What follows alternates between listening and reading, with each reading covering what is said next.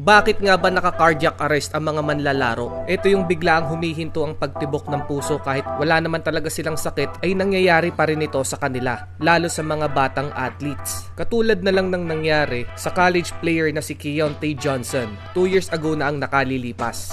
Nang siya ay bumulagta sa sahig at bigla na lang siya nawalan ng malay habang naglalakad papasok ng court. Unti-unting bumaba ang ulo niya at sinong mag-aakalang cardiac arrest na pala ito. Nakoma siya ng 3 araw.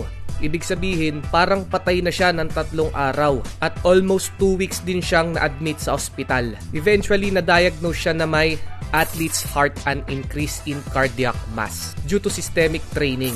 Nailigtas man ang buhay niya pero ang basketball career niya ay wala ng kasiguraduhan. Pwede silang humanap ng second opinion para makasiguro sa kanyang health condition. Kaya naghanap sila ng ibang doktor at hindi sila nabigo dahil nabigyan siya ng clearance para makabalik sa paglalaro. 2 taon nang nakalipas matapos siyang ma-cardiac arrest, muli siyang nagbalik at nakahanap ng bagong team sa Kansas State. 2 taon din ang inantay niya para makarecover mula nung nangyari ang trahedya.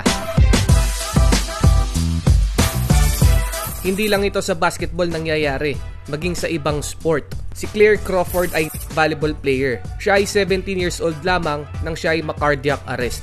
Bigla din siyang bumagsak at nawalan ng buhay. Pero milagrong nakarecover. Merong tinatawag na cardiac arrest at heart attack. Ang cardiac arrest ay walang sinyales. Bigla na lang humihinto ang puso ng isang tao at nakokoma. Ang heart attack naman ay may sinyales. Mananakit muna ang puso ng isang tao or pwedeng sa braso or sa batok dahil sa bara sa ugat. Doon magsisimula bago ito atakihin. Nakaligtas man sina Keontae Johnson at Claire Crawford sa cardiac arrest. Kabaliktaran naman ang sinapit ng 16-year-old high school star player na si Wes Leonard. Pagkatapos niyang ma-shoot ang game-winning shot noong March 4, 2011, tuwang-tuwa ang buong team at ang arena nang bigla siyang nawalan ng malay. Habang sila ay nagsiselebrate sa pagkapanalo, bigla na lang ito bumagsak sa court. Walang kaalam-alam ang mga tao. Inatake na pala siya sa puso due to enlarged heart. Pagkatapos ng game-winning shot na dapat celebration ay nauwi sa trahedya.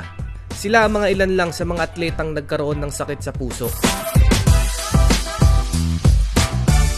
Si Bronny James ay na-cardiac arrest naman habang siya ay nagte-training sa basketball. Ang malas lang kasi kung kailan 1 taon na lang bago siya madraft. Ngayon pa siya na-cardiac arrest. Matuloy pa kaya siya sa NBA kasama ng tatay niyang si LeBron James? Well, I wish all the best sa health at career ni Bronny James. Sana makarecover na agad siya at hindi na maulit yung nangyari sa kanya.